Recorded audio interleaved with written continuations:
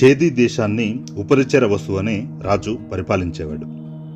ఇంద్రుడి ఆనతి మేరకు ఆ దేశాన్ని అతడు పాలించేందుకు అంగీకరించాడు. వేటంటే అతనికి చాలా ఇష్టం.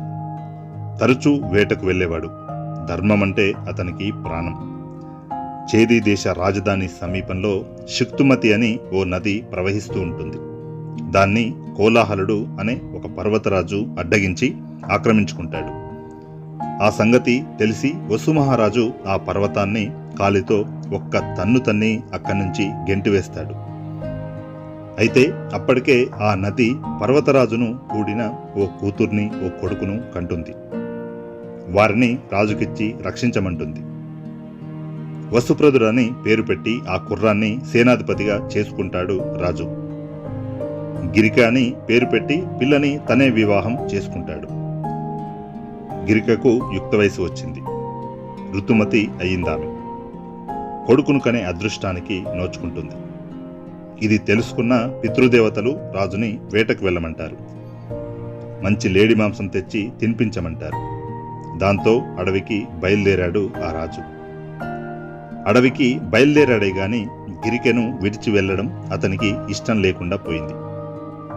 భార్యను విడిచి ఒక్క క్షణం కూడా ఉండలేకపోతున్నాడు ఆ రాజు. ఆమెను, ఆమె అందాన్ని అంతగా ప్రేమిస్తున్నాడు అతడు. అది వసంతకాలం. అడవి అంతా విరగబూసి ఉంటుంది. చల్లని గాలి, గాలికి తోడు తుమ్మెద జూంకారాలు, కోకిల కూతలు. దాంతో రాజు మన్మథ వికారానికి లోనయ్యాడు. చెంతనలేని గిరికను తలుచుకుంటూ ఓ అశోక వృక్షం నీడన కూర్చుంటాడు. గుత్తులు గుత్తులుగా పువ్వులతో వేలాడుతున్న అశోక వృక్షం గిరికను మరింతగా గుర్తు చేసింది. దాంతో ఇంద్రియ స్ఖలనం అయ్యింది. ఇంద్రియం వ్యర్థం కాకూడదనుకున్నాడు రాజు. ఆకును ఒక దొప్పలో చేసి అందులో ఇంద్రియాన్ని భద్రపరిచాడు. అక్కడ రాజాంతపురంలో గిరిక తనతో సంగమాపేక్షతో ఉంటుందని అతనికి తెలుసు. ఆమె ఋతువు కూడా వ్యర్థం కాకూడదనుకుంటాడు ఆ రాజు. ఆలోచించగా రాజుకు ఒక డేగ కనిపించింది. దాన్ని పిలిచాడతను. చేతిలోని దొప్పను దాని మెడకు కట్టాడు. గిరికకు ఇచ్చిరమ్మని చెప్తాడు. ఆకాశానికి ఆ డేగ ఎగురుతుంది. రివ్వున బయలుదేరింది. అదలా ప్రయాణించడాన్ని మరో డేగ చూసింది. డేగ మెడకున్న వసుమహారాజు కట్టిన డొప్పను అది ఒక మాంసఖండం అనుకుంటుంది. దాన్ని ఎలాగైనా తీసుకొని తినాలని ఆ డేగతో పోట్లాటకు దిగుతుంది మరో డేగ. రెండు డేగలు తన్నుకుంటున్నాయి. ఒకదాన్ని ఒకటి పొడుచుకుంటున్నాయి. కింద మీద పడ్డాయి. ఆ పడడంలో డొప్ప చిరిగి రాజు తేజస్సు 2 చుక్కలు కింద పడ్డాయి. కింద యమునా నది ప్రవహిస్తూ ఉంటుంది.